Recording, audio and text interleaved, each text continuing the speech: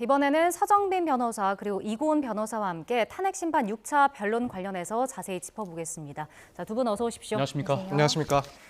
네, 윤 대통령 탄핵 심판 6차 변론길 오늘 오전 10시에 시작을 해서 8시간여 만에 종료됐습니다. 일단 두 분께 같은 질문을 드릴 텐데 오늘 어떻게 들으셨는지 총평부터 좀 해주실까요?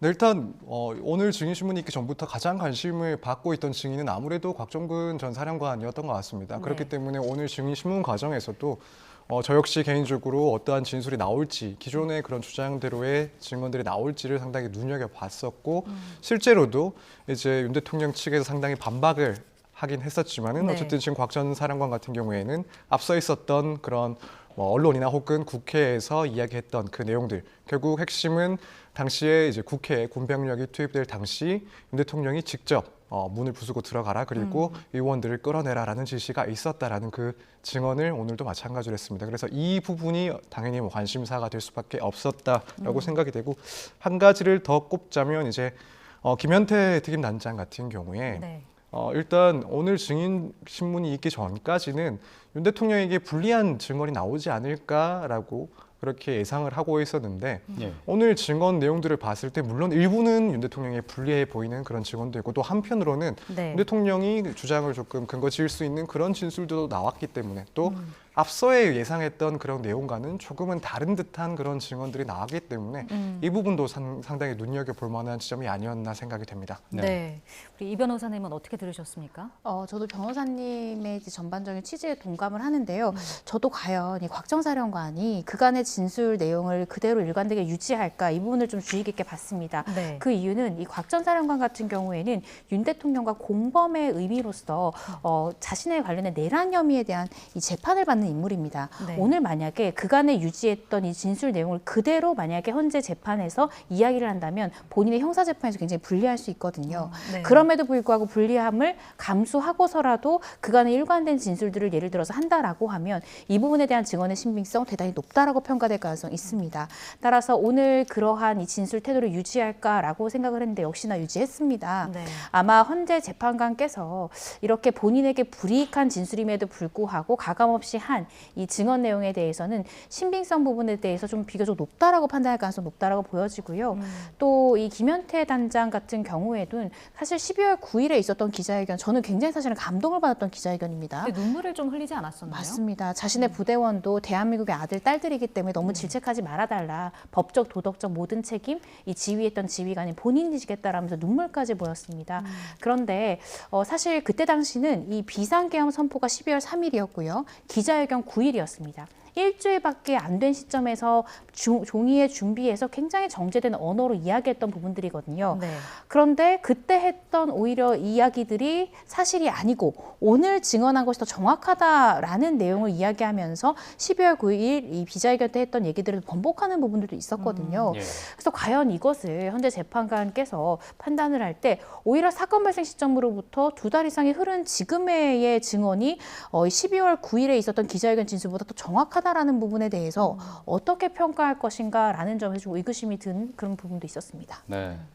오늘 6차 변론길의 쟁점이었던 아까 말씀하셨던 곽정근 전 사령관에 대한 윤 대통령의 반대 증인 신문이 있었는데 사실상 진두지휘를 했다고 봐도 될 정도로 적극적으로 임했습니다. 어떻게 보셨습니까? 네, 일단 영상 같은 걸 보면은 귓속말로 이제 변호인에게 관련된 사실관계 등을 얘기를 하거나 혹은 키보드를 통해서 이제 그런 내용들을 전달하면서 이 곽정근 전 사령관에 대한 증인신문에서 상당히 많이 관여를 했고 또 주도를 했던 그런 모습들이 보여지는 것 같습니다.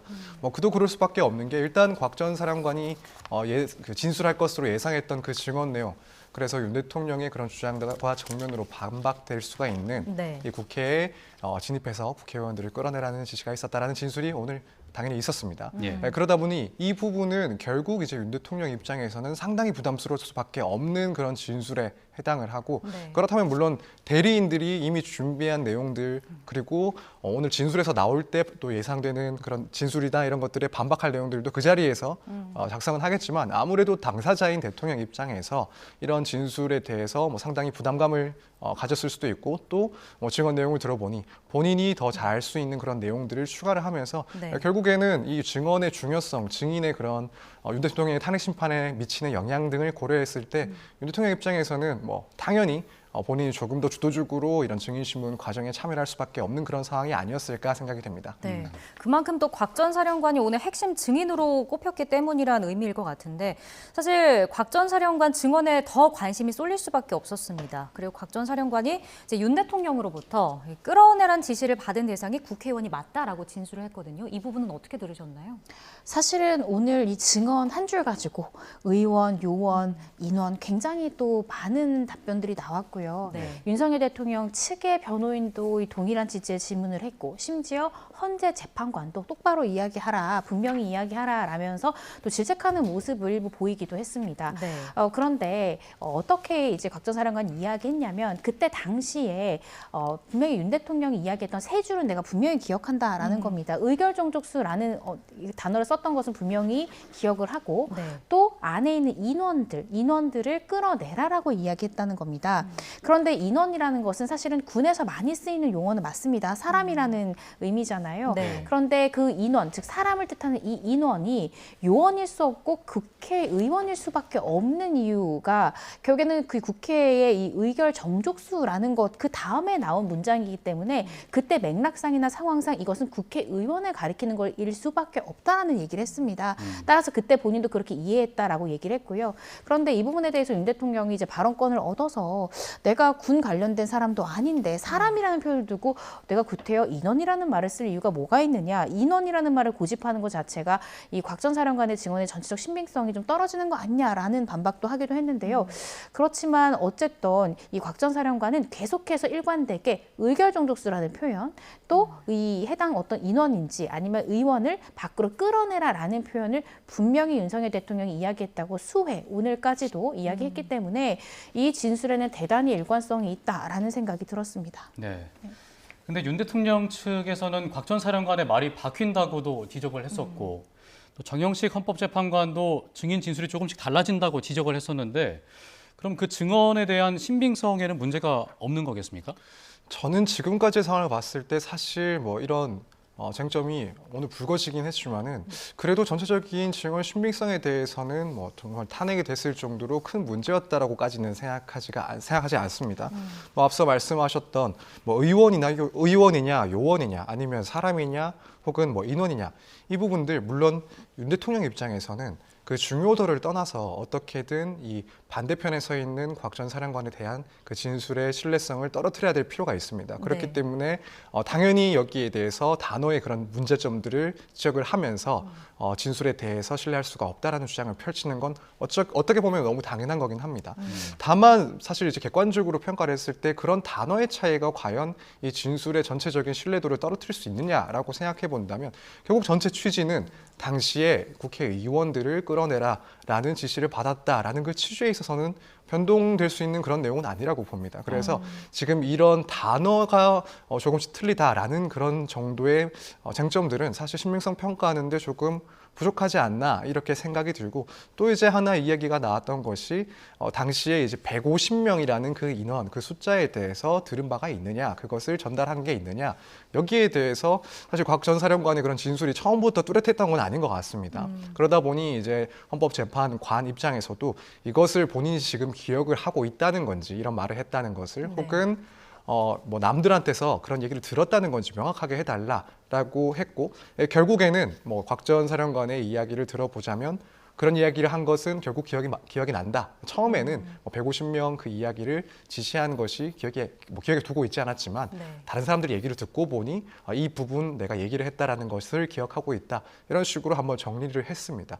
그렇기 때문에 결국 이 발언에 대해서도 물론 조금 뚜렷하지 않은 그런 측면이 있지만 헌법재판관이 또 한번 다시 정리를 하면서 결국 현 시점에서 기억하고 있는 대로 진술을 하고 있다라는 점을 다시 한번 확인을 한 것이기 때문에 결국 이 전체적인 취지에 있어서 이런 부분들이 그 신빙성을 떨어뜨릴 정도까지에는 이르지 못했다라는 게 제 생각입니다. 네, 그러니까 단어로 뭐 의원, 요원에 이어서 이번엔 인원까지 나왔지만 뭐 정황상, 취지상으로는 진술에 좀 신빙성에 큰 문제는 없을 것이다. 두 분의 의견이 좀 공통됐던 것 같은데 그리고 곽 전 사령관이 이제 병력 투입된 것에 대해서도 좀 잘못이라고 말을 했습니다. 병력을 투입할 당시에는 이제 적법성을 판단할 경황이 없었다는 건데 이거는 어떻게 봐야 할까요? 하지만 오늘 있었던 것은요, 이 곽 전 사령관의 형사 재판이 아닙니다. 우리가 주목해야 되는 것은 이 곽 전 사령관의 이 형사 재판이 아니라 오늘의 자리는 윤석열 대통령을 파면할 것인가를 판단하는 이 탄핵 심판의 자리였거든요. 네. 따라서 이러한 이 계엄이 선포가 됐고 윤석열 대통령으로부터 일정한 지시를 받고 행동을 했을 때 그러한 계엄이나 이 지시가 과연 적법한 것인가에 대한 판단을 이 곽정근 전 사령관이 어떻게 판단했는가가 사실은 윤석열 대통령의 탄핵 여부에 큰 영향을 줄 것 같지는 않습니다. 결과론적으로 그러한 지시와 최종적인 결정을 한 것이 윤석열 대통령이라면 그것이 비상계엄이 과연 이 헌법에 위배되는 것은 아닌지 법률에 위배되는 것은 아닌지 그 부분을 따지는 것이지 그러한 지시를 들었을 때 설사 그 당시에는 적합성을 제대로 판단하지 못했다. 곽 전 사령관의 말처럼 그랬다 하더라도 오늘은 윤석열 대통령을 파면할까 여부를 결정하는 증인신문이었다는 점에서 이 탄핵 심판에는 크게 영향이 없을 것으로 보여집니다. 예. 윤 대통령 측에서는 홍장원 전 국정원 1차장과 곽정근 전 사령관에 대해서 이른바 내란 프레임과 탄핵 공작이 시작됐다 이렇게 주장을 또 했습니다. 다분한 의도가 있어 보인다고도 했는데 이게 어떤 의도를 가지고 말하는 거죠? 네, 결국 해석을 하자면 이제 야당 측의 그런 의도가 많이 개입되어 있는 것 아니냐, 탄핵으로 결론을 짓기 위한 그런 거짓 진술에 대한 회유 같은 것들이 있지 않느냐, 이런 취지인 것 같습니다. 지금 이 두 사람 같은 경우에는 윤 대통령의 탄핵 심판 그리고 뭐 앞으로 있을 그런 형사 재판에 있어서도 윤 대통령에게는 상당히 불리한 그런 증인들입니다. 실제로 이 두 사람의 진술은 상당히 구체적이기도 했고, 홍장원 전 국정원 차장 같은 경우에는 그 윤 대통령 측으로부터 결국 정치인 등에 대한 체포 지시를 받았다라는 주장을 해온 사람이고, 곽정근 전 사령관 같은 경우는 이제 국회의원들을 끌어내라는 지시가 있었다라는 그런 진술들을 한 사람이기 때문에 결국 윤 대통령 입장에서는 상당히 불리하게 작용할 수밖에 없는 그런 증인들입니다. 네. 그래서 결국 지금 윤 대통령이 주장을 해오고 있던 그 주장들, 단순히 비유를 하자면은 윤 대통령의 비유를 빌리자면 호수 위에 뜬 그 달의 그림자를 쫓고 있는 것 같다. 그러니까 실체 없는 그런 문제를 결국 내란 프레임을 씌워서 지금까지 사건이 이어져 왔고 앞으로도 끌려갈 것 같다. 이런 취지의 주장을 뒷받침하는 그런 차원에서 지금 이 두 사람의 진술들은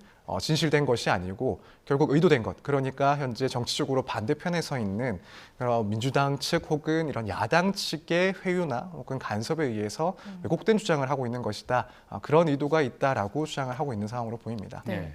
윤 대통령이 상부로부터 이행이 어려운 지시를 받으면 부당하다고 이제 물어봐야 되는데 이게 상식적으로 좀 이해가 가지 않는다는 입장이었거든요. 이건 신빙성이 있다고 봐야 할까요? 설득력이 있을까요? 그런데 어떤 식으로 답변할지에 대해서 획일적인 정답을 정해놓고 그런 정답대로 답변하지 않았다라고 해서 증언의 신빙성이 떨어진다, 이렇게 판단할 수는 없을 것 같습니다.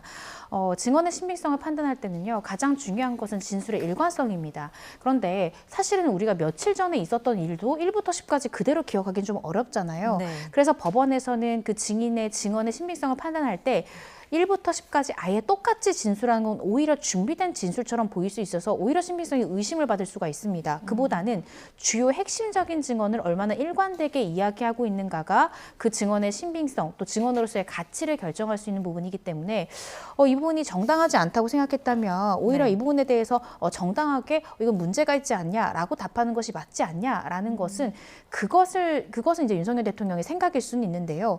그렇게 답변하지 않았다라고 해서 오늘 했던 증언의 가치가 낮다, 이렇게 평가할 수는 없을 것 같습니다. 네.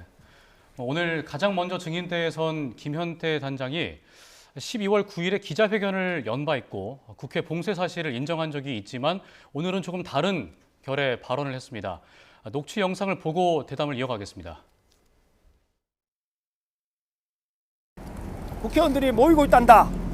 150명을 넘으면 안 된단다. 막아라. 안 되면 들어가서 끌어낼 수 있겠냐? 이런 뉘앙스였습니다. 150 넘으면 안 되는데 들어갈 수 없겠냐? 예. 거기에는 끌어내라와 국회의원 단어는 없었습니다. 없었어요.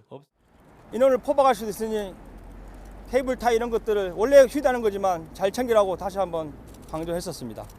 봉쇄를 해야 되는데 문을 잠가야 되는데 케이블타이 넉넉하게 챙겨라. 그래서 문을 봉쇄할 목적으로 봉쇄하기 위해서, 그러니까 사람은 전혀 아닌 예, 목적입니다. 제가 사람 여쭤본 예, 거 아니에요. 그렇습니다. 발언의 내용이 달라졌는데 입장이 바뀐 이유에 대해서 여쭤보고 싶어요. 어떤 심리가 작용했다고 보십니까? 일단 크게 두 가지 정도를 생각해 볼 수 있는데 뭐 개인적인 생각입니다. 일단 첫 번째로는 일단 초기에 그런 기자회견의 경우에는 아무래도 상황이 급박했던 그 시점에서 얼마 지나지 않은 상황이다 보니 당시에 뭐 본인이 실제로 듣고 기억하고 있는 내용에다가 혹은 그 이외의 사람들이 얘기를 한 내용 혹은 언론에서 지금 나오고 있는 그런 의혹들이 종합적으로 작용을 해서 본인이 모두 책임을 지겠다라는 취지의 주장을 하면서 그런 내용들이 섞여 있었을 수도 있다고 생각을 합니다. 예. 그런데 시간이 지난 현재의 상태에서는 본인이 이제 잘 판단을 해보니 실제 들은 것은 이 정도고 네. 그리고 외부에서 내가 들은 것은 이 정도고 이걸 구분해서 진술을 오늘 했을 가능성도 일단 배제할 수는 없다고 봅니다. 근데 이제 또 한 가지 가능성을 생각해 보자면 개인적으로는 본인의 형사 사건화가 될 수가 있기 때문에 이 점을 조심하고 신중하게 이야기를 한 것 아닌가 생각이 됩니다. 뭐 지금까지 나온 그런 보도 내용을 보면은 김현태 단장 같은 경우에는 뭐 참고인 조사를 받았다라는 정도까지는 확인이 되는데 네. 뭐 이후에 피의자로 전환이 되었다거나 혹은 뭐 기소가 된다라는 내용은 아직까지 확인이 안 된 것 같습니다. 예. 그렇지만 적어도 지금 국회에 어쨌든 실제 병력이 투입된 상태에서 그걸 지휘했던 단장이기 때문에 향후에 결국 이 형사 사건의 피해자 혹은 피고인이 될 가능성이 결코 낮다고 보기는 어려운 상황입니다. 그렇다면 이 점을 고려했을 때 오늘 증인신문 과정에서 본인의 형사 사건에서 해가 될 수 있는 그런 진술에 대해서는 미리 조금 예상을 하고 판단을 하지 않았을까. 그래서 그런 점들을 상당히 신중하게 이야기하지 않았을까라는 생각이 듭니다. 근데 한 가지 또 의미가 있다라고 생각이 되는 지점은 네. 그러니까 만약에 본인의 그런 형사 사건에 대해서 걱정을 하게 된다면 제일 간단하게 할 수 있는 그런 태도는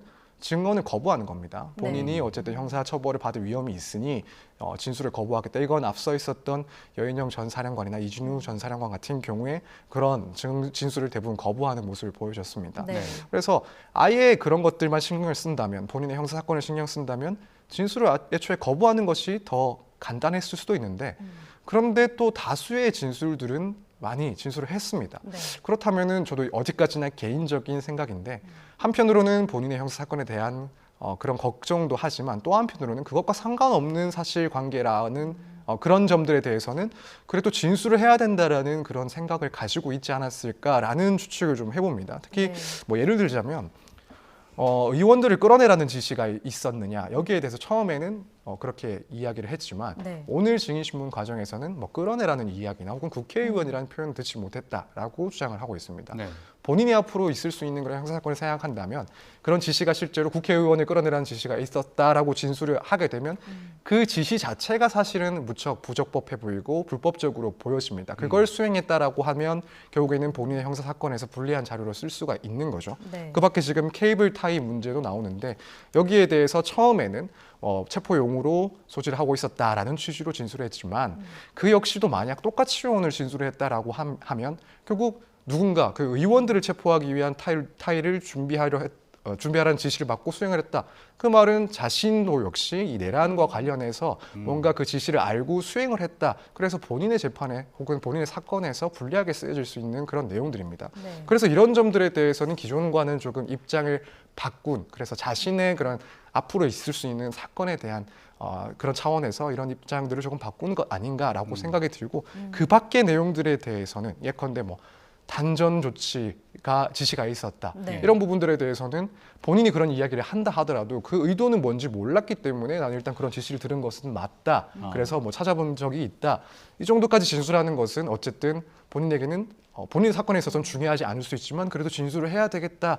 이런 생각을 하고 많은 고민 끝에 그런 것들을 좀 가려내서 진술을 한 거 아닐까. 저는 개인적으로 이번 증인신문에서는 좀 그런 점이 있지 않았나 생각을 하고 있습니다. 네. 예. 그러니까 본인의 형사 재판에 좀 불리하게 작용을 할 거라고 예상이 되면 말씀하신 것처럼 증언을 거부할 수가 있었는데 뭐 일단은 오늘 뭐 국회 봉쇄하라는 지시는 받았다고 증언을 하면서 다만 의원 등을 끌어내라는 지시는 없었다고 이제 부연 설명을 했거든요. 어떻게 봐야 될까요?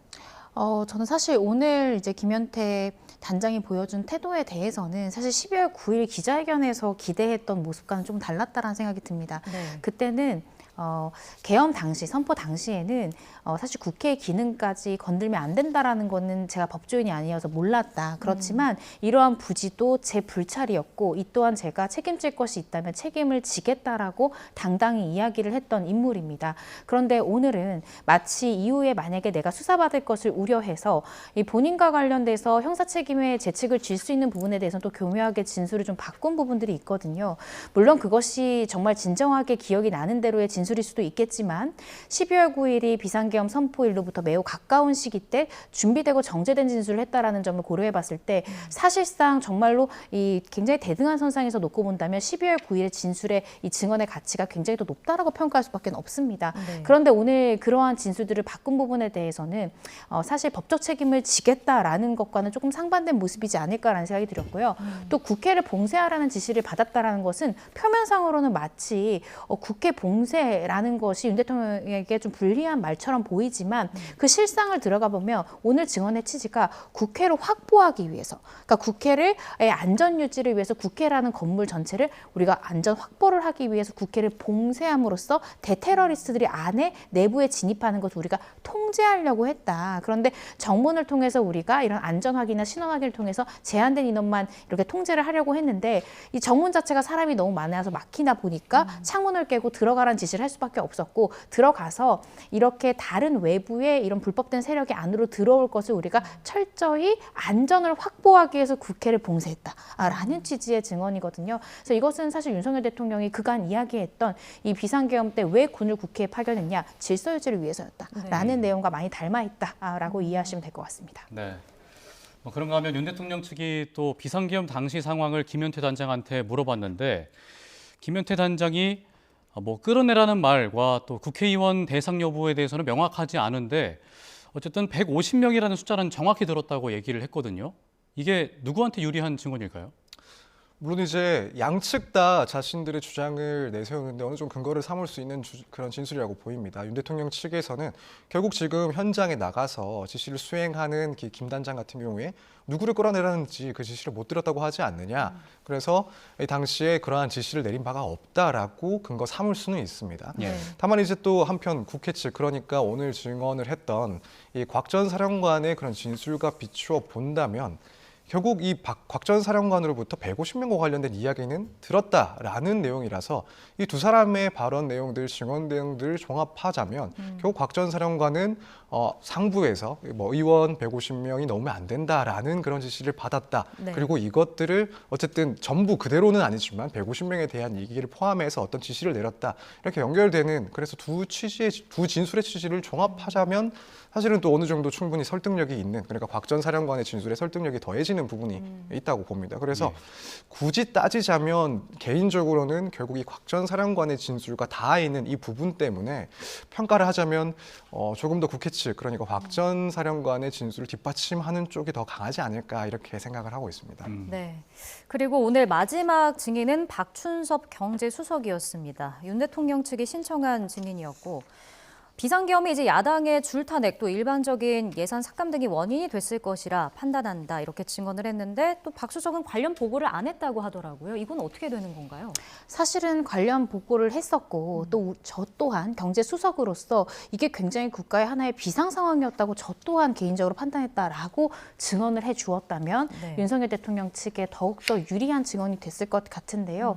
그런데 사실 위증죄의 죄책을 또 질 수 있는 상황이잖아요. 그래서 그런 보고를 한 적이 있다 없다는 정말로 사실관계가 분명히 차이가 나는 진술이기 때문에 네. 그러한 보고를 하지 않았다라는 거죠. 그렇다라고 한다면 사실 윤석열 대통령이 이렇게 비상계엄을 선포할 수밖에 없었던 이 정당한 사유 중에 하나가 이 야당의 예산안 삭감 때문에 이 전국을 제대로 우리가 운영하기가 어려웠고 이것도 하나의 비상 상황이었다. 그래서 경고성 계엄을 선포할 만한 충분한 사유가 있었다라는 주장에 힘을 실리기에 조금 부족했던 부분이 있지 않나라는 생각이 들긴 합니다. 그래서 그렇지만 어쩔 수 없이 결국에 이 박수석 같은 경우에도 위증죄의 책임을 질 수는 없기 때문에 네. 보고 유무에 대해서는 기억나는 대로 진술한 것으로 보여집니다. 네. 최상목 대행이 계엄 국무회의에서 받았다는 그 비상 입법 기부 관련된 쪽지 이야기를 좀 해보면 이거에 대해서 관심이 굉장히 컸는데 또 경제수석은 존재도 몰랐다 이렇게 답변을 했습니다. 예상된 답변이라고 해야 될까요? 일단 그렇게 볼 수 있을 것 같습니다. 사실 박준섭 경제수석 같은 경우에는 이 계엄 사태와 관련해서 어떠한 입장이 언론을 통해서든 혹은 외부적으로 나온 그런 게 없는 것 같습니다. 그리고 일단 이 비상 입법기구와 관련된 쪽지와 관련해서도 이 해당 쪽지에 대해서는 일단 뭐 김용현 장관이 본인이 작성을 했다라고 주장하고 있는 상황이고 또 이런 관련된 계엄과 관련된 그런 지시 사항들에 대해서 김용현 전 장관이 자기가 작성을 하고 관련 국무위원들에게 나누어 주었다 정도까지를 진술한 상황인 것 같은데 일단 뭐 국무위원이 아닌 박준섭 경제수석 같은 경우에는 이름조차 나오지 않았던 상황이기 때문에 오늘 진술에서는 사실 이런 부분에 대해서는 뭐 당연히 본인이 받은 적이 없다, 여기에 대해서는 알지 못한다라고 충분히 그렇게 답변할 것을 예상할 수 있는 사항이 아니었을까 이렇게 생각이 됩니다. 네. 그 오늘 최상목 대행이 국조특위 3차 청문회에 출석을 했습니다. 역시 이 자리에서도 쪽지 관련 이야기가 나왔고요. 뭐 윤 대통령이 참고하라고 했다 이렇게 밝혔거든요. 근데 이제 윤 대통령은 준 적이 없고 이후에 언론에서 나온 내용을 토대로 기사를 봤다 이렇게 반박을 했었는데 이건 그럼 어떻게 진실 공방이 이루어지는 걸까요? 굉장히 상반된 진술인 거죠. 왜냐하면 받은 사람은 이때 당시에 윤석열 대통령이 참고하라면서 줬다. 물론 윤석열 대통령이 직접 준 건 아니고 그 옆에 있는 누군가가 줬지만 어쨌든 윤석열 대통령이 참고하라라면서 옆에 있는 사람이 줬다는 것은 결국 윤석열 대통령이 줬다는 거거든요. 그래서 이렇게 볼 수 있다라고 받은 사람은 그렇게 지금 이야기를 하고 있는데 준 사람은 나는 준 적도 없고 그러한 쪽지가 있다는 것을 언론을 보고 알았다라고 이야기하는 부분에 대해서는 굉장히 상반된 진술이다라고 볼 수 있고요.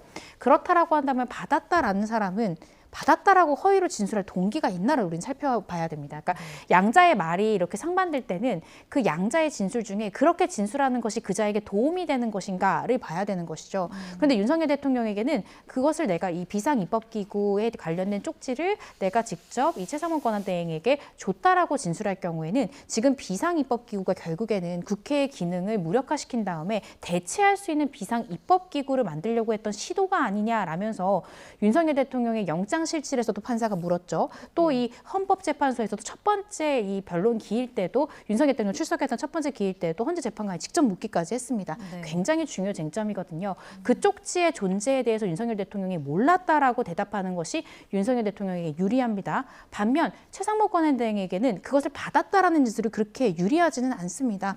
그런데도 반해서 본인이 그걸 받았다라고 진술하는 부분에 대해서는 증거적 가치가 좀 높지 않나라는 생각이 듭니다. 그래서 이 부분 좀 더 지켜봐야 될 것 같은데요. 오늘 이 박준섭 경제수석은 결국 윤석열 대통령의 이 주장 내용과 부합하는 진술한 겁니다. 최상목 권한대행에게 이 비상입법기구와 관련된 쪽지를 대통령이 주는 걸 봤냐? 못 봤다는 거거든요. 그러니까 윤석열 대통령은 계속해서 준 적이 없고 그 내용을 언론을 통해서 알았다라는 건데 윤석열 대통령이 그간 주장했던 이 비상입법기구 관련한 쪽지의 진술과 오늘 이 박수석의 이 증언 내용이 정확히 일치했다라는 점을 또 눈여겨봐야 될 것 같습니다. 그럼 앞으로 이 쪽지의 그 진실 공방은 어떻게 저희가 좀 지켜봐야 될까요? 사실 이 부분에 대해서 뭐 관련자들의 진술 이외에 어떤 그 정황을 확인할 수 있는 자료가 있을지는 아직까지는 좀 미지수인 것 같습니다. 그래서 물론 관련자들의 진술 내용을 봤을 때 실제로 이 쪽지가 어떻게 작성이 됐고 전달한 사람이 누구인지에 대해서 파악할 필요도 있긴 하겠지만 한편으로는 이제 그것과 별개로 이 당시에 적혀있던 그 쪽지 내용, 뭐 국회 예산 관련 문제라든가 혹은 비상입법기구 설치와 관련해서 뭐 최상목 권한대행이 어떠한 지시가 있었는지 어떠한 조치들이 이행이 된 그런 정황들이 있는지 이 부분을 사실은 조금 더 따져봐야 되지 않을까. 만약 그런 내용들이 나온다라고 한다면 결국에는 이 쪽지를 어쨌든 윤 대통령 측에서 전달했고 또 최상목 대행이 이를 확인했다. 그리고 거기에 대한 이행을 시도했다라는 점이 드러나는 것이기 때문에 실제 이 쪽지 내용처럼 무언가 이루어지거나 혹은 진행을 시도한 그런 흔적이 있는지를 찾아보는 것도 중요한 부분이 되지 않을까 생각이 됩니다. 예. 이제 다음 주에 있을 7차 탄핵심판 변론 기일에 대한 이야기를 해보겠습니다. 이상민 전 행정안전부 장관과 신원식 실장, 또 백종욱 국정원 3차장, 김용빈 선관위 사무총장이 증인으로 신문이 예정돼 있는데 7차 변론 기일의 주요 쟁점이라고 한다면 어떤 것들이 있겠습니까?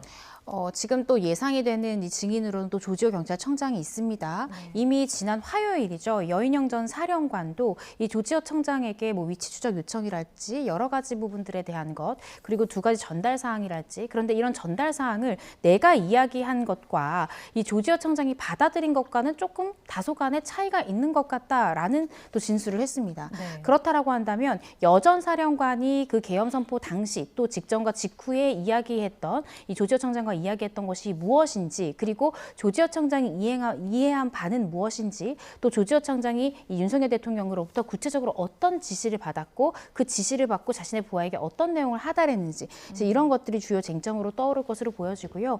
이상민 전 장관 같은 경우에는 증인 신문이 예정되어 있긴 하지만 국회에서도 이 진술 거부권을 행사한 만큼 아마 이번에 증인으로 나오더라도 증언을 거부할 가능성이 굉장히 클 것 같습니다. 그 이유는 이 계엄 관련한, 이 내란 관련한 또 중요 부분에 대한 가담을 했던 인물로 뽑히기도 하고요. 굉장히 또 주요한 공범으로 꼽히는 인물이기도 하기 때문에 자신의 진술이 또 이 형사 사건 관련해서 또 크게 또 불리하게 작용할 수 있는 부분이 있습니다.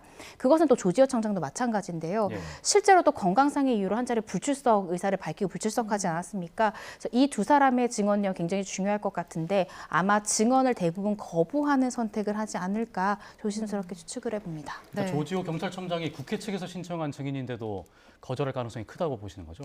그렇습니다. 왜냐하면 조지호 청장도 재판을 받고 있지 않습니까? 예. 그리고 건강이 또 굉장히 대단히 좋지 않습니다. 그리고 증언을 거부할 수 있는 정당한 사유가 있습니다. 왜냐하면 같은 사실관계, 내 증언으로 인해서 내가 관련된 형사재판에서 유죄 선고를 받을 수 있는 상황이기 때문에 증언을 정당하게 거부할 수 있거든요. 그래서 이 부분에 대해서는 국회 측이 신청한 증인이라 할지라도 소극적으로 답변하거나 대부분의 이 증언 부분을 대답을 좀 제한하는 그런 답변을 할 가능성이 높을 것 같습니다.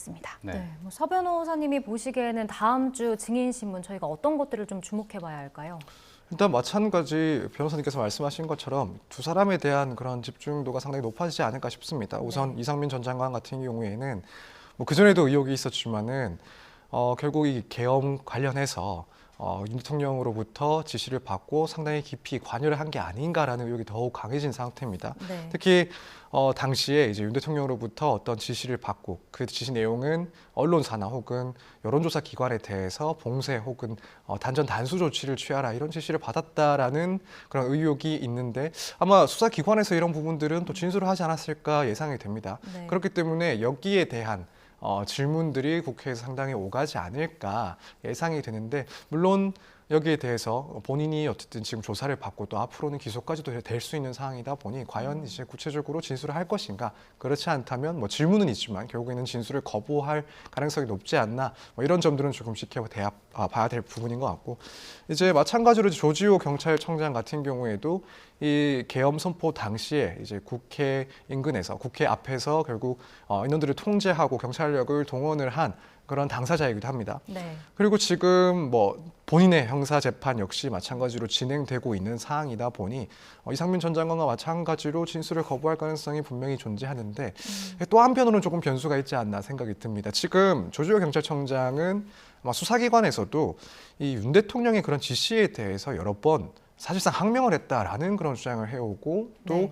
최근 입장을 봤을 때는 오히려 이런 지시들을 이행하지 않고 경찰력을 이용해서 국회의 그런 방해를 막아냈다라는 그런 취지로 무죄 주장을 하고 있는 것으로 보입니다. 예. 그렇다면 이 탄핵 심판에서 그런 점을 조금 더 강조하기 위해서 그래서 윤 대통령의 그런 지시들이 어떤 내용이 있었고 그런데 그것들은 불법적인 내용들이었다. 따라서 이 지시를 내가 듣긴 했지만 결국 나는 여기에 대해서 사실상 항명을 하면서 이걸 수행하지 않기 위해서 오히려 국회의 기능을 유지하기 위해서 질서를 유지하기 위해서 최대한 노력을 했고 결국 그것이 성공을 한 것이다라는 취지의 진술을 할 가능성도 있지 않을까. 뭐 이런 내용들은 결국 본인의 형사 재판에서는 뭐 불리하게 쓰여질 그런 진술은 아니니까 네. 이런 걸 감안한다면 그래도 조금 진술 가능성이 있지 않나. 그래서 과연 실제로 증인신문에서 이러한 진술들이 있을지도 조금 지켜보는 게 좋을 것 같습니다. 예. 윤 대통령 측에서 탄핵 심판 변론기를 이제 지금 2차례 남았습니다만 주 1회로 지정해달라고 요청을 했습니다. 헌재가 윤 대통령 측의 요청을 받아들일 거라고 보세요? 저는 받아들일 가능성이 좀 낮지 않을까 싶습니다. 그 이유는 헌재에서는 사실 이 많은 건수의 지금 탄핵 심판을 지금 심리해야 되는 상황인데 그 중에서도 윤석열 대통령에 대한 탄핵 심판을 가장 신속하게 하겠다. 이것이 가장 중요한 사안이기 때문이다라고 이 재판 서두에 밝혔습니다. 그러면서 현재 이 국정의 혼란을 빠르게 잠재울 수 있는 방법은 이 대통령에 대한 탄핵 심판의 결론을 빠르게 하는 것이다라고 헌재에서 밝힌 만큼 주 1회로 해달라라고 윤석열 대통령은 요구할 수는 있지만 실제로 헌재에서는 아마 주 1회보다는 더 자주 이 기일을 잡을 것으로 예상이 되고요. 그리고 실제로도 지금 남은 기일은 2번이지만 추가적인 변론 기일이 잡힐 가능성이 전 대단히 높을 것 같습니다. 실제로 조성현 대령 같은 경우에도 이 헌재에서 직권으로 지금 신청한 직권으로 부르는 증인이거든요.